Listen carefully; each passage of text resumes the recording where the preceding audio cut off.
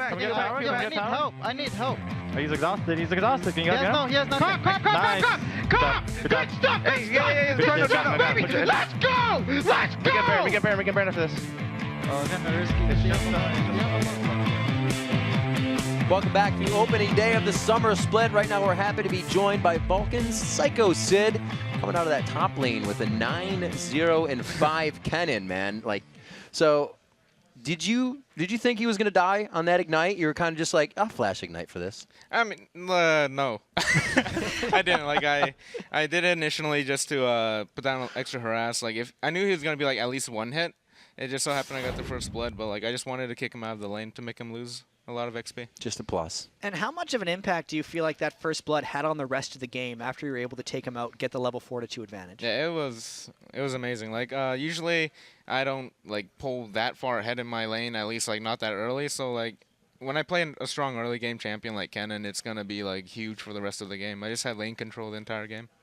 So are you guys a common scrim team for Curse? Do you guys face them a lot, or is this just something you guys felt was a momentum from the last time you played them? You knew you had it. No, it was like going into this, the first game of LCS for us was just like we both went in blind. We didn't scrim each other at all since we played in playoffs. Yeah. We originally had a scrim, but then like something happened and we had to cancel it. So it was a surprise. Like if you notice, we still banned Misfortune. We have no idea if Cop's been playing it. Last season, he was like, that's his top champion. And it's been a pretty long time since the break for you guys. I think it was 6 weeks since those playoffs. What have you guys done to stay in shape over the break between splits? We took like the first few weeks off, which is like I wasn't happy with it. I wanted to play, especially after watching like all the playoffs, like All Stars, relegation. Like just watching people play made me want to play. But after the first few weeks of break, we just started back to our regular scrim schedules, where we went from like started at 2 all the way down to like 10. And then we're good. So the factor of Edward, obviously really big in the North American community, right? What is it from a team perspective? How are you guys seeing it? Are you like, we need to put a lot of pressure on this, or are you just taking it in stride and seeing it how it comes? I mean, it was pretty big news, I guess, and especially in NA, where like, oh, a top class support European comes over to join an NA team. But at the same time, when we read that, we weren't really that scared. I mean, we have a big Bulgarian in for our support, right? Bulgaria versus Russia. Nice stuff. And obviously you guys have had that almost rebirth of your team almost since you picked up Bloodwater. Has that continued on, or are you just super settled now and it's just he's completely part of the team? Oh, like pretty much ever since the first day or two, like since we picked him up, he was part of the team. It was like we're a family since COD Black. Awesome. So what has Vulcan focused on mainly since last season? Whether it be, everybody kind of personally just exploding their champion pools, or has it been kind of team cohesion in the direction of the team? Well, definitely both. Like, for example, back then, like the top lane, in my opinion, is probably the most limited lane, where there's a certain defined number of like OP champions for the top lane, and then most of the bans are actually about those. For example, it was usually Jace's band or Rise or Cannon, both happen to be in that game. And just because of that, I was forced to learn a lot more champions. Everyone's playing better. Like, cohesion is definitely a big thing for our team now. And coming into this, I mean, aside from your own team, of course, what team in North America do you have like the highest expectations for coming into this new split? What do you mean? Wait, can you reword that? Yeah, sorry. Aside from your own team, who do you see as doing the best in this next split? Who are you afraid of? I wouldn't say we're afraid of anybody, but honestly, like TSM is probably our top competition. Like I believe since season or like the last split, they were the strongest in NA, and now they had a strong showing too in their first game. Awesome stuff. All right, Cycle Sid, thank you very much. Congrats on the 9-0-5, the first win as well, and obviously for all the W's, the best of luck on the 28-0. So we have so much more to come today. The summer split has only started, and got to thank you once again for joining us. Everybody in the summer split, Jet and I have had an amazing time already casting these 2 games that kind of everybody has just absolutely been waiting for, because we have new teams in the LCS and a lot of new growth for these teams. But now let's send it over to Freak, who's hanging out in the interview lounge with Curse's manager Liquid and their new support Edward. Thanks very much, Riv. So I'm joined with these 2 gentlemen, and I've got to ask you, Edward, first off, how is it playing with Curse? Everyone in Curse is really friendly to me, so I'm fine. I think everything will be okay in few weeks. Okay. Now, Liquid, to you, why did you go and grab Edward, a player from kind of the other side of the world? You know, Team Curse, we had some struggles in weeks 8 and 9 in playoffs in the first split.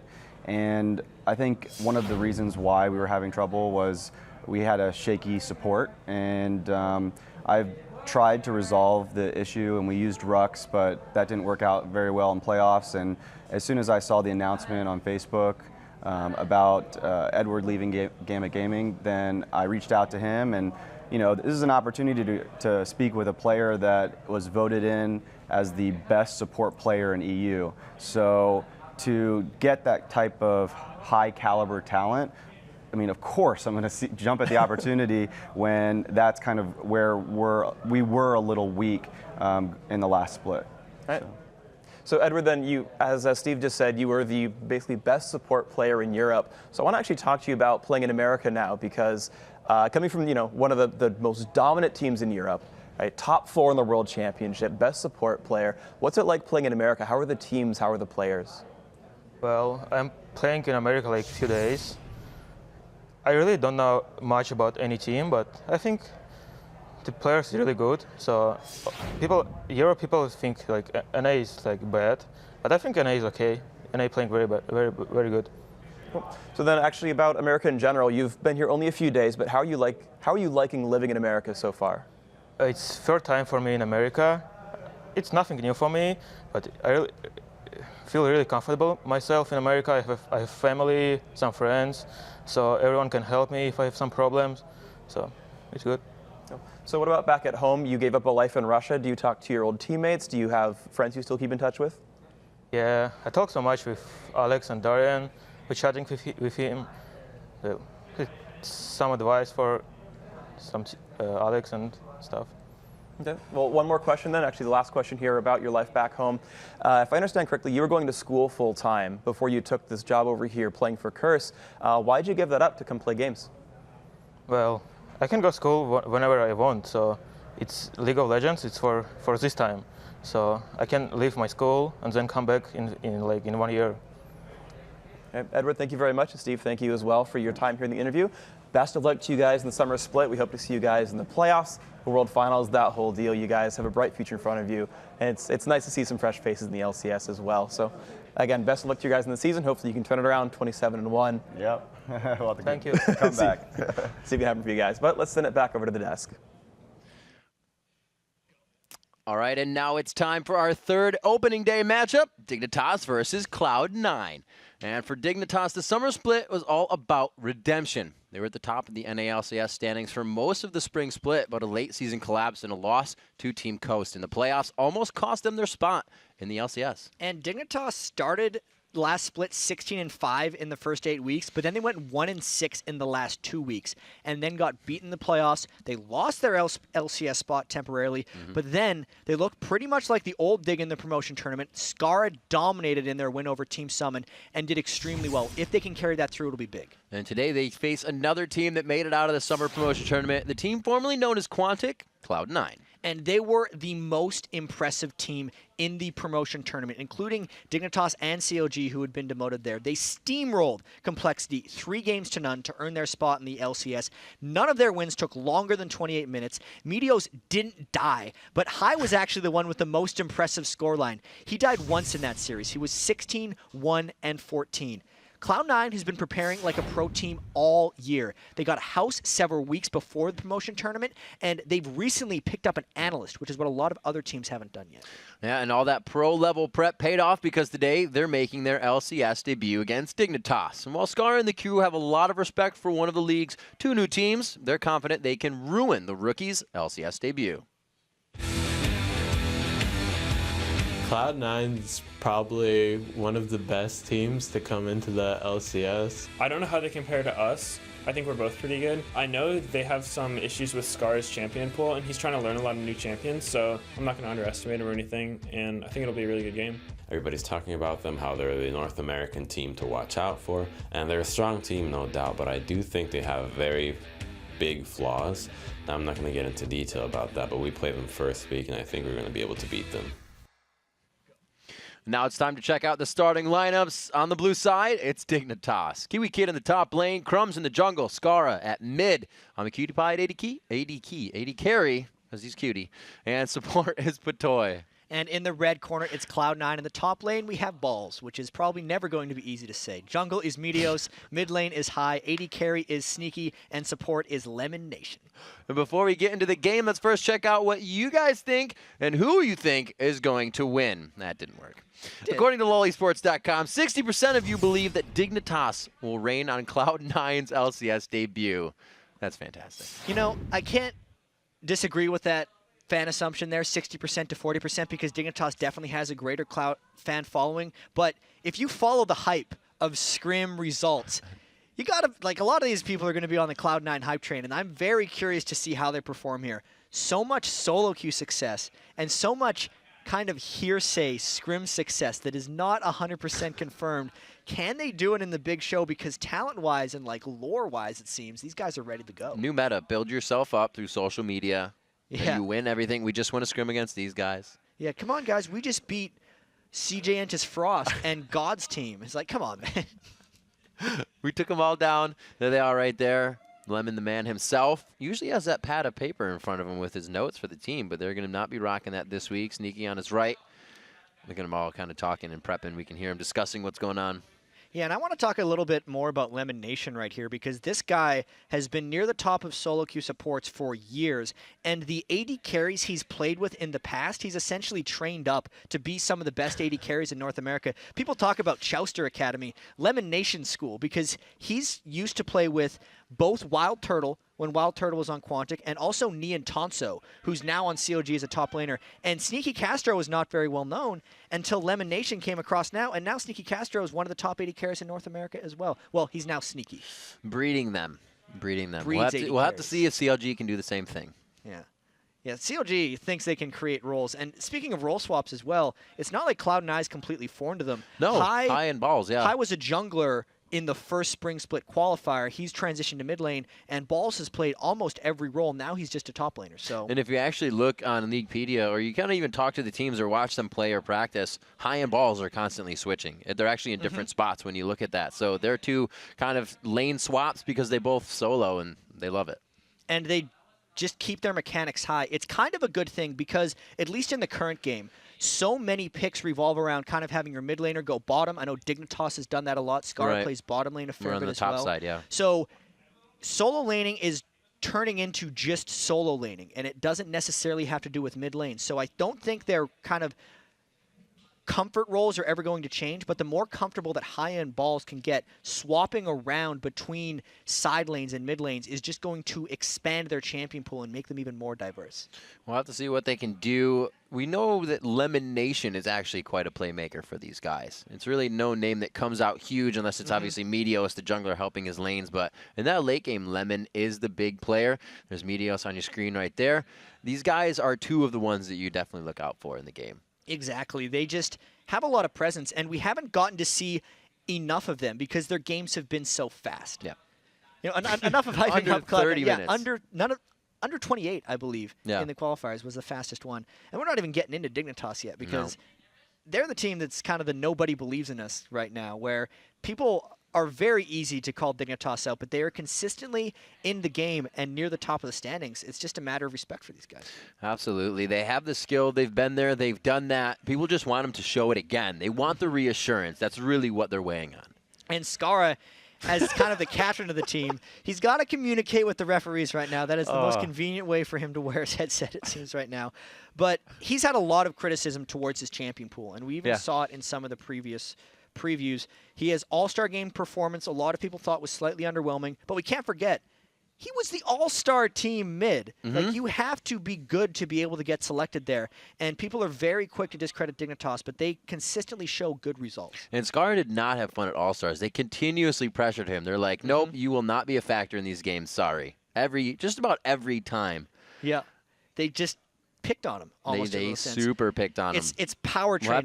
We'll have to see if he can break out of those shackles and he gets a little bit of free roam here, because whenever, like you said, they put Scar in the bottom lane, one on the purple side. He had that Karthus, he had Rise a few times, and it hurt a lot. So we'll have to see if they're less focused there or they decide to switch things up. Like we said, Dig is kind of one of the teams to play a regular 2v1 mid. So there's anything that comes from these guys. Double AP comp, they've been through all.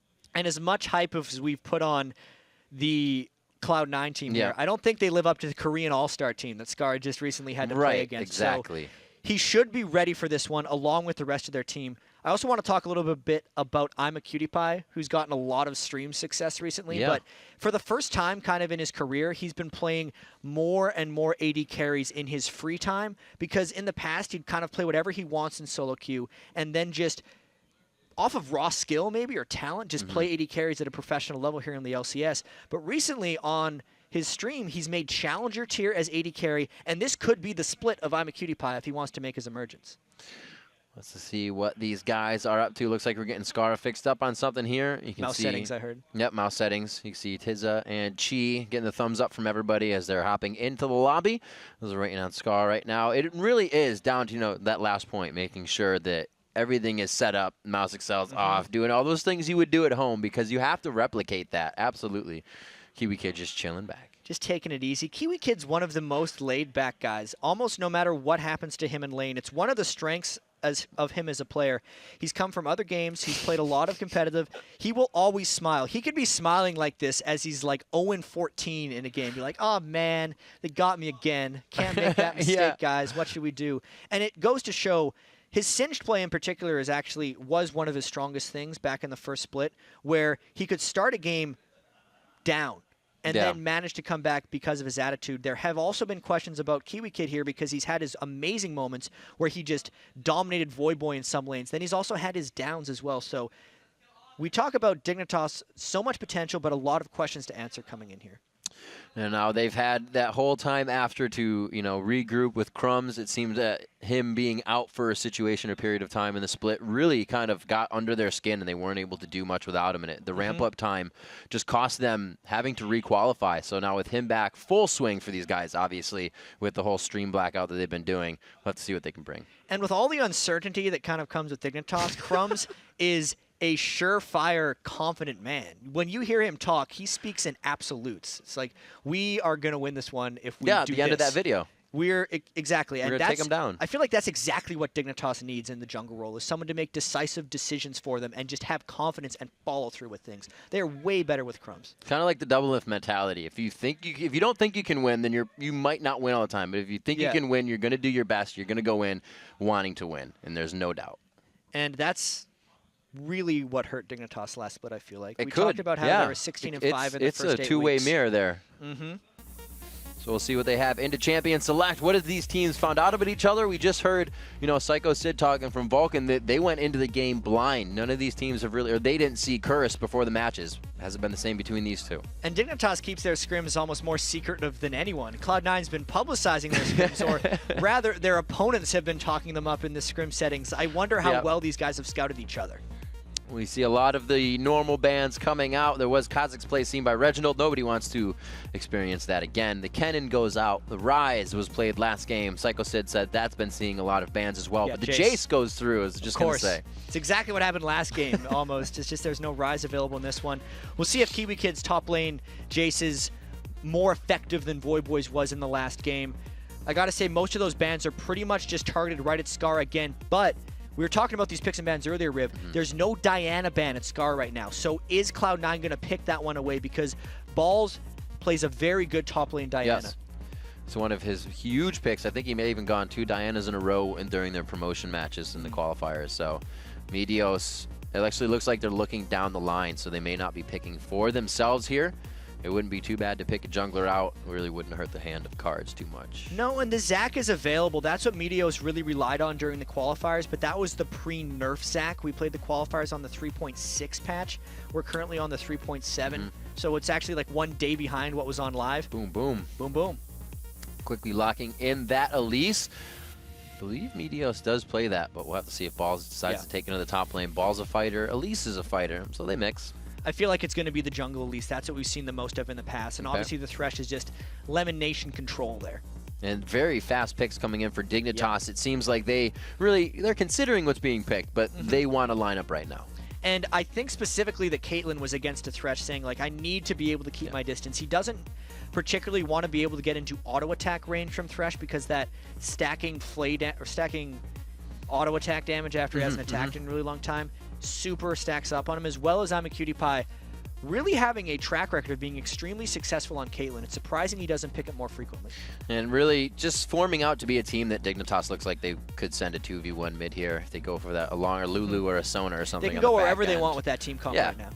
Exactly. So we'll see. Skara still has not shown his pick. Not a regular for them, but a 4th and 5th pick. Usually Skara has it by the 3rd. We'll see what High and Sneaky do here. They've been spending a lot of time on this one. Yeah, and the fact that they haven't picked the Diana yet is kind of telling me either they've practiced around it, they're worried about counters, but also there was the change in Diana where her shield would lower numbers, but it can stack with itself instead of refreshing itself once the 3 balls of the shield went around. Maybe that's dissuaded Skara away from picking Diana again, but I'd actually kind of expect them to go for it here. It would be kind of strange since Dignitas has a bit of a poke composition right now, but he's just so comfortable on Diana, I can't see him going away from it. What? Gragas is there. It's true. He's got a lot of his champions still up. What can he play? They are taking a long time on this one. They're trying to formulate with the comp, though. Gragas would kind of push everybody away from that central position they want to put out. We're still that would looking. Be good against. That would be good against the Nasus trying to walk into fights. 12 seconds to lock this one in. Looks like Cutie Pie is going to be the one to do it. It hasn't been a long time. Skara has noted that he himself isn't really that confident with his Orianna play, but like you said, we've had 6 weeks off. It's a new season. Well, he hasn't had as many. Skara did go to the All-Star game, and he practiced mainly for the All-Star game where he did not bring out the Orianna. No. So that's going to be a real big play for Skara. I like this a lot. You're going to get the Ballista. We're going to be able to get the Zac jump in here as we get the initiation down, but there is a bit of disengage here with the box, with what they can do. A good amount of escapes on the team. And the Zed being picked by High, Zed had extreme success for High in the promotion tournament. He killed Prawley over and over again, but this is a slightly nerfed Zed. We've already seen one Zed shifter get obliterated by Reginald's Kha'Zix earlier. We'll see if this is a different style from High, because he locked that in real fast, like most of these picks were. So our 3rd game of the day showing, again, pretty much a fight comp and another somewhat poke comp. These guys coming in, they're going to have good turret pressure, they're going to have good engage pressure, but will they use it effectively? Curse kind of poked and then didn't engage on it. You know, Vulcan was really in their face. We'll have to see if you can continue. They don't have, Cloud9 doesn't have as many poke counters. And I feel like Cloud9's team comp in particular is about trying to end the game quickly, as they have done in the promotion qualifier. We'll see if this game lasts longer than 28 minutes, win or lose, because if things go bad early game for them, they might not necessarily have the crazy late game scaling. It is actually a top lane Elise with the jungle Nasus that we had not called yet, so it's on Dignitas really to get the right initiations and play the laning phase just right. We will have to see. Like you said, Cloud9 liking to play that aggressive push. Vulcan somewhat did it in the last game, but it's like they met a wall of not having enough money and not being able to aggress anymore. But Cloud9 is able to somehow surpass that. Like you said, we saw it in the promotion tournament, 28-minute games. We'll see if they can do it again, and they still have the same momentum coming in here on opening day. We're on to the Rift, and we're into Cloud9 versus Dignitas for your third matchup here on Super Week. Here comes the Cloud9 hype train, because we just... Everyone's been talking about the scrims, and now we see them in the LCS, right? It's crazy that a team that was not in the split last time just made it through the promotion qualifier, has so many expectations coming into this, but this is what Cloud9 has turned themselves into with the quality of the players that are on their team and with almost how organized they have been throughout this entire process. It's been a while since we've seen a Blitz crank coming into the LCS. Daydreamin', loving him. They let him play it a few times. Now we're going to see it mid, and with that pressure of overdrive, with the grab, this is kind of what the Doublelift and the team in the NA All-Stars, I should say, did to pressure mid lane, stop roam, and really give the jungler a lot of trouble. And one of the best ways that LCS teams have been using Blitzcrank is in that 2v1 mid because of the buff control it provides. That is why Dignitas has warded 2 spots in Cloud9's red jungle, and that's also why Cloud9 is invading the other red, because they are expecting the buff control attempt from Dignitas as they roam through and get 2 wards of their own. Maybe we'll see a collision here. Oh, there's Crumbs. Crumbs is like, yeah, they're below us. We need to mobilize right now. Keep the ball on the bus. Oh, they get the grab on the high. They had a bit of vision. They forced the flash. Not going to be too bad for a Zed lane, but he's still going to have to play a bit more careful. It means he's going to have to rank up his Living Shadow a lot sooner, and he's going to lose out on maybe a little bit of early minion kills because he can't farm them from range as easily with his Q. But ineffectual wards for the most part. It just sets the stage for where Blitzcrank may be going. Patoy trying to get that early blue pull as well. Deny Meteos. I like the pink ward that went down just above them as well. Maybe they're going to try to come in and work on that. They know the flash is down. They may try to engage on that mid lane. Lemon Nation just missing a death sentence there. Looks like they're kind of invading, but not. They're really being edgy right now on both teams. Yeah, and that's one. That's the first buff steal. Whereas Meteos isn't going down for the second one. Now Meteos is running over to his red buff. Crumbs did use his smite on the blue buff, so he's probably not going to try to steal this red one, despite the ward coverage. Let's see. Maybe Dignitas is going to go for both. Oh, they are. They went into the back lane, but the pink ward, they just set down on the top of that bush. That was after the engagement, like I said. It's going to be safety really for high, but it helps out Meteos here, and hopefully they don't get his red. Yeah, Cloud9's got to find a better response for this one than giving their buffs away. They pull it through the wall, and it's stealthed essentially going through. There's no ward coverage for Cloud9. It looks like Meteos just had both of his main jungle buffs stolen away by Dignitas.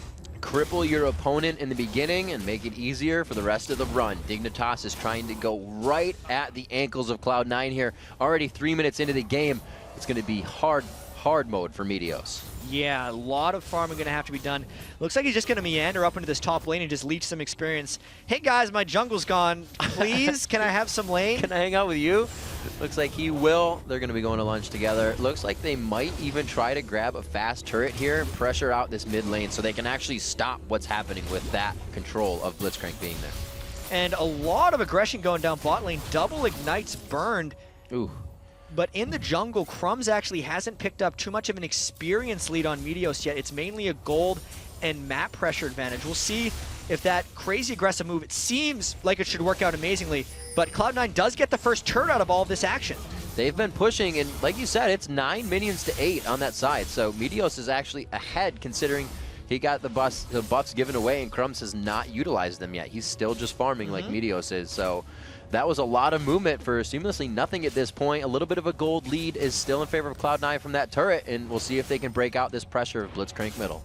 And they are in the process of doing so. There are 4 people roaming towards middle right now. They're actually going to get a jump on Patoy and I'm a Cutie Pie here if they do something crazy. It's going to be big. They both have their flash up. Cutie Pie level 4, so he has net leveled as well. There's the flash and a net.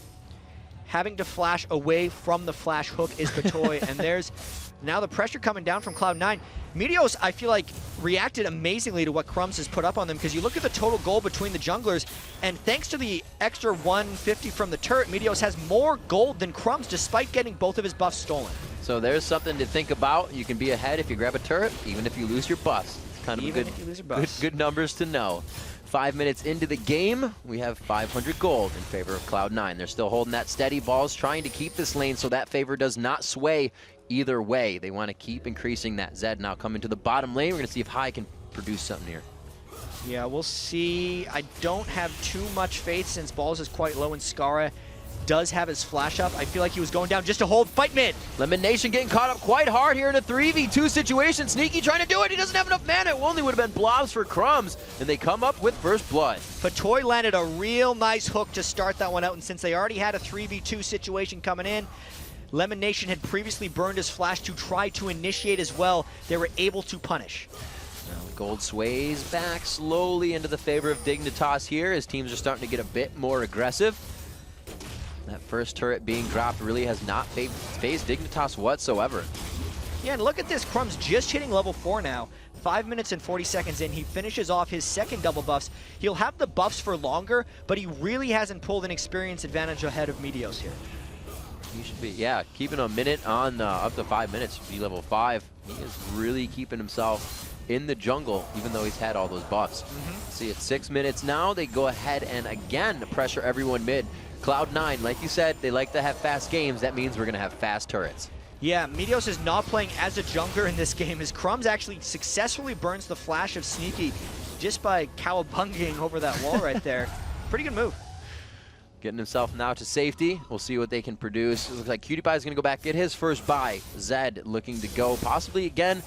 We saw the Blade of the Rune King coming out in the first purchase from Shifter. We'll see if it's the same thing for High. It works out well, keeps him in range, allows you to get those kills locked down with the Death Mark. He is in the bottom lane versus Skara now, though, who's doing quite well for himself. And Scar has to be a little careful in that lane. Since he started Tear of the Goddess, he does not have much health against High. He was doing quite well for himself. As soon as High hits 6, he goes in for him because Scar didn't have the defenses. I shouldn't have said anything. Jinxed him. Here we go. We're going to have to see if they can do it once more. Crumb's looking like he's going to slingshot over the wall, but he holds tight onto that one. They did not get a pull range from Patoy, so they back off 1-1. Things have been evened up here by the movement of High into the bottom lane. He starts to go back up top now, but we've seen a swap. Looks like they go on a sneaky in mid. Balls has moved to the top lane, as I was calling that swap. Still 1 turret to 0 for Cloud9. They've evened the kills thanks to High, as you say, and Kiwi Kid has not really provided many advantages for him. He's level 5 here. Jabal's is level 7 on Elise, so things are not turning that well for Dignitas right now. There's that thing about chaos really wreaking havoc on a team, and it looks like Dignitas, they have been able to transition, but those transitions have kept them under-leveled right now, so it may not have been the right move so far, but they're going to try to keep lanes safe. They're not trying to produce, or not trying to make anything happen right now, so they're in an okay position. I'm very impressed by the way Cloud9 responded to having both of their buffs stolen away. Yeah. Instead of sucking people out of the lanes to lend support where it wouldn't have benefited them early on, they stayed in lanes, got the lane experience, the turret pressure, and transitioned it through while making sure Crumbs wasn't able to pull off any ganks with those buffs. It was expertly done. And Dignitas, even though they probably would have still, obviously looking for the late game with those next purchases of the tiers, looking to stack those up. So they're just going to be waiting to really get that money income from that. And we'll have to see how Cloud9 tries to turn that around, because we know how quickly Cloud9 likes to win games. 28 minutes was their longest game in the Summer Promotion Tournament, and they're going to look to accelerate this one as soon as Sneaky probably gets a Bloodthirster and High gets his Blade of the Ruined King. We might see even more aggression from them. Kiwi Kid going in on the top, or getting gone in on in the top lane. Meteos and Balls going very hard. The Repel has been used, so they really don't have the catch up there. But there's the Cocoon, the Wither to come out. Kiwi Kid will not make it out of this one. No, the Flash is forced to be used. Meteos has blue, but he just can't get the Wither up. There it is. It comes in. A few more Qs. Who do they want to give this kill to? They're kind of walking it around. Balls says, I need it. Give it to me. Absolutely, Balls is who they want to give that kill to. Top lane 1v1 against Kiwi Kid will be so key if he can get an edge in there. And despite the flash, he was in way too deep. That was Kiwi Kid. He just could not make an escape from the Flash Nasus with it. So Cloud9 picking up a second kill, guarding the turret very well. The hook on to Cutie Pie, forced to flash out. Still has his barrier up for a bait engage, though. Yeah, and Dignitas was not able to counter that pressure with a 3v2 man advantage mid. They are just as low as the two they were pushing against, and all lanes pushing now for Cloud9, whereas Crumb's still not level 6. 9.5 minutes into the game in the jungle. So tough, and he's been to lanes. There's just been 3 or 4 people in the lane, so it's not like the minions are going to ramp up that much when that many people are in lane. He's really getting hurt on that. Under-leveled at this point, but still has a kill for himself, so he can still get to that point in this game. He's using that money. I think he's actually holding on to quite a bit. Has to be at this point. No, he only has 300 gold right now to the 1,300 of Nasus, who just brought us up Ninja Tabis and Vision for control of the map. Dignitas' whole team is feeling very under-leveled right now. They just haven't been able to keep up with the way Cloud9 has been splitting around. A lot of that has actually just been Meteos running around and using Spirit Fire in lanes. Their whole strategy is just to push and then catch Dignitas when they're around without wards. Even alone, Sneaky is able to stand with Scar right now, because Scar is full-on in farm mode. After Scar died to High with that Zed, I feel like his aggression part of his brain just turned off. I feel like in the beginning of the game, like you said, the buffs kind of don't mean anything that they were taking anymore. With taking that many buffs, should there have been more aggression from Cums in the lane, knowing that Meteos wasn't there to catch up? Well, I feel like that's why Cloud9 played it so well, and that's one of the reasons Dignitas hasn't been able to respond, is that Cloud9 ignored it. And that is not what Dignitas expected to happen. They were expecting a response and a play around it. And because Patoy put so much pressure in the jungle at the start of the game, it allowed even more pressure to be put by Cloud9 into the lanes, and that was just a greater amount of advantage. Working it very well right now, Cloud9 on their reactionary measures. 11 minutes into this one, they're not up too much, just about 1,000 gold here with a turret in their favor. going to be taken down in the top lane. Kiwi Kid still holding that one strong. Balls picked up a kill just a few minutes ago to recap some of the slow action that's been going on. Award going down. They're going to get it. Oh, it times out. He doesn't get it. Almost got it. Almost got it. He had the pink ward down. He was trying to get a little bit of that money's back. I wouldn't be too surprised if Cloud9 goes for a dragon very soon, but a fight down bottom. Scar goes down. That's dead Scara. Goodbye. That was pretty nice, actually, coming over the wall with the flash, hook, play. They're able to just lock him up. A quick kill for Sneaky. That's going to be one for him. And this is going to start spelling bad for Dignitas. It's one kill, but they're going all around. One for High, one for Balls, now one for Sneaky. Those carries they have coming in. They're seemingly one step ahead because now Dignitas is trying to counter that kill bottom with a 3-man push mid, and I really want to track how that goes down. But even if that happens, it's most likely a bottom turret given up. I'd say the mid turret is definitely more important, though. Finally putting that damage onto the turret in the mid lane. They get it taken down. Looks like Meteos will not be there to assist too much. He's going to go down to the bottom lane. High says, I got this. They may try to pressure the dragon to get that counter onto the gold. As well they should, because they know Scara is still making his way back into the fight, and they also know exactly the state of Dignitas' team since they just saw them in mid lane. Now it's Dignitas' attempt to counter by pushing Balls top. See if they can get this in. Balls looks like he could actually hold his turret here. It's at full health. Another wave coming in. He's going to be able to get an extra Q rather onto Crumbs. There's very good damage there. Looking at Crumbs, I believe he still does have his passive up. Yes, he has not gone down yet, so they could look to dive this, but it looks like they'll stay safe with High on the way. Real scary spider up in the top lane there, completely saving his turret, mainly because of the spike he was able to place on Crumbs after he landed the stun there. And now Kiwi Kid really has to worry about it. High jumping over the wall. Kiwi Kid trying to make a great escape. I don't think High can get this. High isn't at full items really whatsoever. That death mark not going to do too much. High really tunnel visioning onto this one. They think they have it with Elise on the backside. No, they're just turning around just at the right time. So a good escape by Kiwi Kid there. High all-in'd him when Kiwi Kid was really going to be going back anyway. So that's a bunch of cooldowns burned by Cloud9 and diminishes the strength of this push that Cloud9 now puts mid. There is Crumbs just on the outside, waiting for Crumbs to get another successful gank in here. He is 1-0 for the team. He was the one to have the first hand and kill on that blood. Let's see if he can do it again. Looks like he's making his way again. It's really just been shield or you being utility for the team for him, being there when they need him. Nothing has been an offensive move. Not really, and Scar is still just trying to farm up as much as possible here. Tear of the Goddess means he's going to have a bit of a slow start on Orianna, especially since he's Orianna in a long lane because Blitzcrank's tried to get zone control of this mid part of the map. Dignitas has been known, especially when they requalified against Team Summon, to be able to come back from stuff like this. They lost outer turrets many times in those games and then came back in team fights. They're going to have to do something similar here. Oh, Balls. He's going to... Oh, my gosh! Holy crap! Kiwi Kid's HP is going to get zeroed out here, and he gets complete... I thought he was going to get 2v1 and killed. Never mind. Yeah! I can't believe that. It's the Magic Pen build right now. Elise has extremely high base damages, and because he has Sorcerer's Shoes and a Haunting Guise, he's actually sitting at 44 magic penetration right now, and Kiwi Kid had 47 magic resist, so that was as close to true damage as you could get from Elise. Walked right into that and got eaten. Literally, he just liquidized the entire body in one strike. 15 minutes into this one, a large push into mid lane as Crumbs throws his body literally at the fight. Looks like we're going to get the first passive out of him here. It looks like they're going to save the turret, though. That was probably a worthwhile sacrifice, but it also means that Cloud9 has even fewer obstacles as they continue to push now. They know that Zed ultimate is no longer a big threat in a team fight, and Cloud9 trying to put the clamps on here for Dignitas. Getting pushed back and baited on that blue. They put the pink ward down. They're like, there's a ward. We'll come back for it. But we need the blue right now. Crumbs is able to grab that. And they're not going to go back. No, they didn't get it. So we see pushing down in the mid here. Could be the gold. Command Shockwave at the last second. Flashed out of by Sneaky.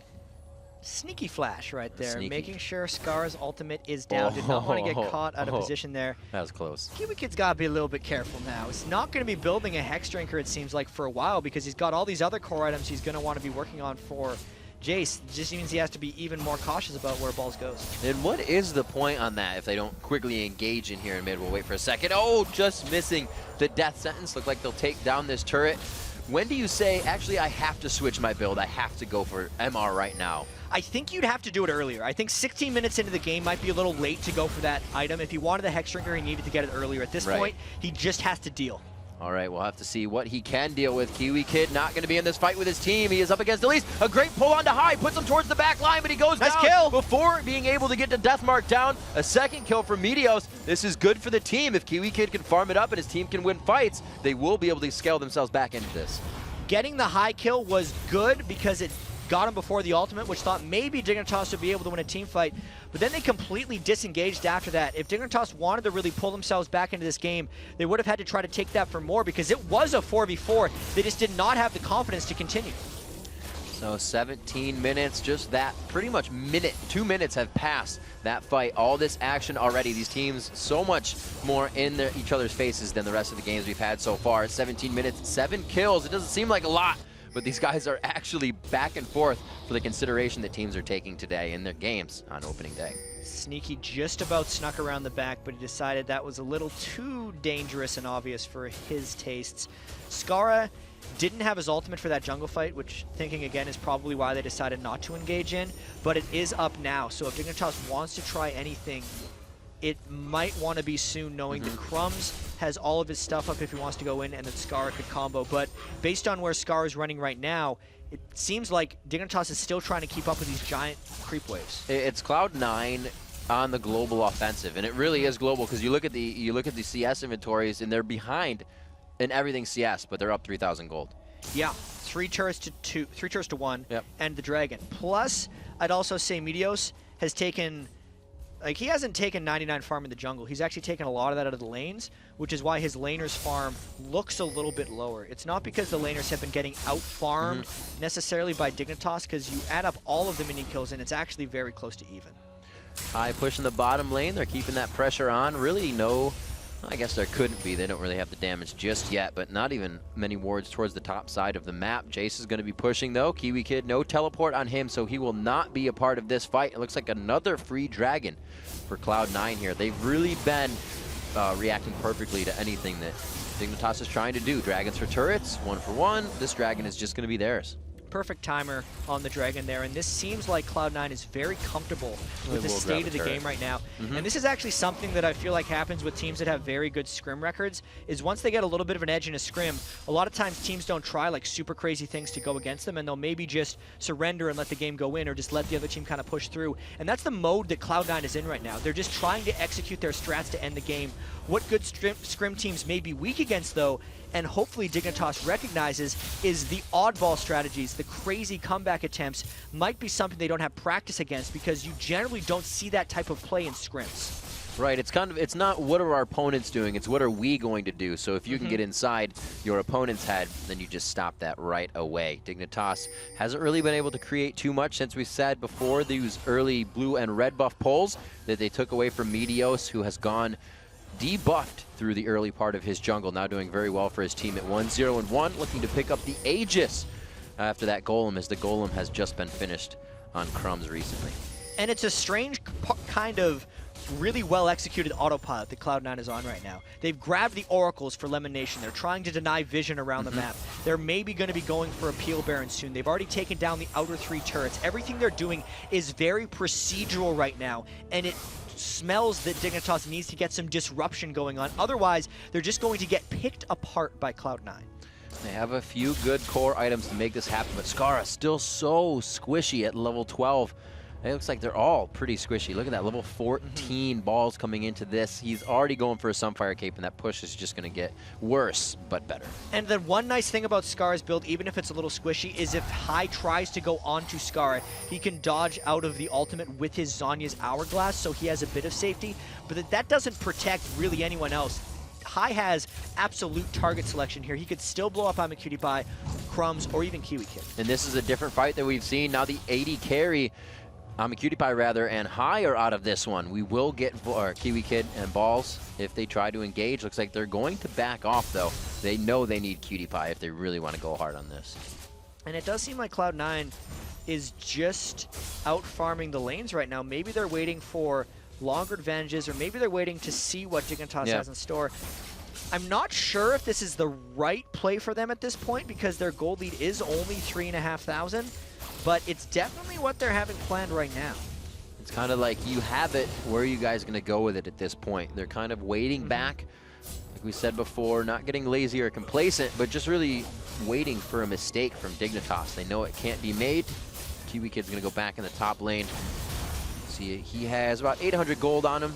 He may be able to get himself some items, but it's not going to be too much to make a gigantic impact. And you get attack speed there, or it's going to be a Muramana. So that's a pretty big impact. That's going to be a nice charge that point, up potentially for balls. Even though there is already a Sunfire Cape, so that physical damage from the Muramana isn't going to be cutting through as much. Ooh. And this is something that is a little surprising to some people, but the Sunfire Cape on balls is more effective because of the Magic Pen he's already built. So Magic Pen on balls is much better for Sunfire Cape than, say, a Renekton would have, because you're never going to build magic penetration on Renekton. But that Sunfire persistent damage is going to be doing substantially more work for balls than it would another top lane. And we see the quick Lucidity boots right after that purchase coming out, or the finish of the Lucidity boots. That's when he went back to build after that Muramana. So he can poke. They need to get that damage out. They need to start getting lane control. And if he can't be with his team, they aren't going to get any lanes. And AmaCutiePie is going to be doing as much as possible to try to farm this one out. Maybe bait High into some kind of kill here, but High is not to be fooled as he's backing away, knowing that Dignitas was going to bear down on him. They're still keeping pretty good vision. He's got that deepish ward right below the red buff, so he can keep himself safe unless they go all the way around the ring, around the Rosie. His team's staying mid, and they have very good communication right now, as well as Dignitas. They say, yes, we can split again in the 1-3-1, and we'll just keep this going steady. Yeah, they're just really trying to keep farm. At this point, Cloud9 is channeling farm onto the people they want. I think High really wants to get that last Whisper sooner rather than later. I don't know if they're comfortable fighting before it, but they might be forced into something here, knowing Kiwi Kid split pushing the top lane, or Cloud9 might just disengage, go get that big cannon minion wave in the top lane, and continue to channel farm to whoever they want to have it. Pushed off here. Balls is going to attend to the top, or tend to the top lane rather. Dragon coming up in just about a minute. We'll see what teams decide to put a lot of focus on that. Patoy with the Oracles makes his way to the backside. Sneaky getting hit up here. Ooh, a sombrero by Scara. Crumb's got too far away. For 24 minutes, it looks like they're going to not continue to engage. They back off, and Sneaky makes it out alive. They got to work on their ballista combo a little bit. That was slight misfire. It would have probably granted them a kill onto Sneaky. Not sure, though. He did have the flash. He could have flashed once he saw the shockwave animation anyways, but it still burned the flash, still burned Scar and Crumb's ultimate, and I think perpetuates this farm game these guys are going. And there's High going a little too ham on this. Kiwi Kid gets hit up with the death mark. Wasn't enough. The Q coming in from Crumbs to the slow. Kiwi Kid turns around from downtown with the fadeaway kill. 5-3 now as Dignitas trying to make the comeback slowly. I gotta say, that was a great turnaround by Dignitas. Kiwi Kid did not die to the all-in. Cloud9 wanted to go in because they knew Crumbs and Scara had no ultimates. Also because they knew that AmaCutiePie wasn't even there, so turning that around in an unexpected fight really caught me off guard, gives Dignitas a bit of an edge. High going in strong on that one. Thought he could get the instant kill. Thinking you're more powerful than you are can get you in trouble. Crumbs just on the backside. Pauses the slingshot as Sneaky can walk away with that speed steroid. And Dragon up again. I feel like Cloud9's going to burst this one down. And this could be an opportunity for Dignitas to contest. They give up the Dragon, but maybe fight afterwards. Not going to happen. I feel like Scar just went back to base. I have Nasus ult there. They seem pretty confident about this fight. They're 4 strong. They have balls there as well. Forced to flash on Patoy. Do they want the Oracles enough? No, they are going to back off. So this is a very close game, actually. Yeah. It seems like Cloud9's kind of been in control for a while, but they haven't taken any huge advantages off of Dignitas yet.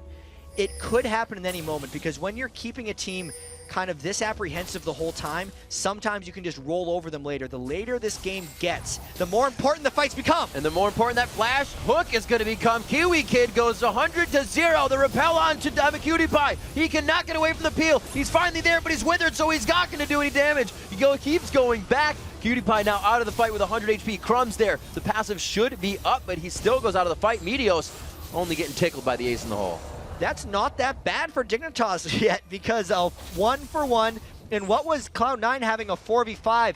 Now it's Cloud9 actually trying to make a real big play off of this one. There's no Nasus ultimate to spike this down, but there is a Sneaky, and Dignitas trying to come up from the back. The smite just went back to base. It's a tricky contest here for Dignitas because that Baron's getting low pretty quickly. Patoy looking for the hook grab. The sun is in his eyes, and he gets elimination. Oh, Scar They able keep to come going up and in. kill the dissonance. The Baron is going very low. It's down to 200. The steal, it's not going to be there. Goes to Meteos. Will they continue the fight? Do they have enough? The Wither is onto Skara, so Patoy is trying to peel. Crumb's now getting hit up by High. They got a good amount of damage, but he's able to get that first one off. That shield coming in from Skara, really stopping a lot of the damage, and they may try to go back in. Looks to get the slow, but it's just going to be the pressure to get their own blue.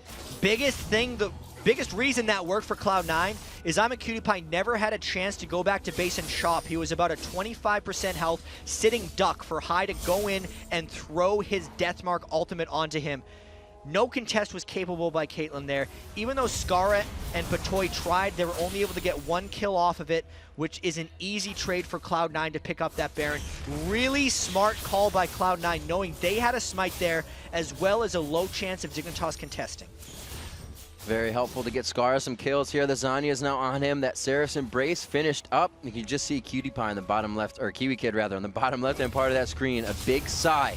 A little shake of the head, but just shaking it off, getting himself ready here. These guys are definitely making the moves they need to get themselves back in the game. Because Kiwi Kid was the one who got hit by the thresh hook at the start of all those engagements. So he's got to definitely shake that off more so because the team may or may not be blaming him for what happened afterwards. Absolutely. It's just a matter of keeping it together, now having to repel a Baroned up team trying to push down their mid lane. That is a lot of damage onto that turret. It's only been about 7 to 8, 9 now, 10 auto attacks from 2 people, and it looks like it's going to be Patoy going down. He gets taken out instantly. There's the repel down. It's going to be the Frenzy, but he only gets a bit of damage off. Let's Bounce goes in. Where's the ultimate coming in? It's gone off from Orianna already. It looks like they are going to continue in. Shock Blast on elimination takes him down. A 4v2 as they stand strong in front of their turret, and it's just going to be a lot of AoE being thrown around. Still a 2-for-1 for Cloud9. Dignitas should not have been standing at that turret that had no health. They were not ready to fight that one. Skara tried to ultimate off of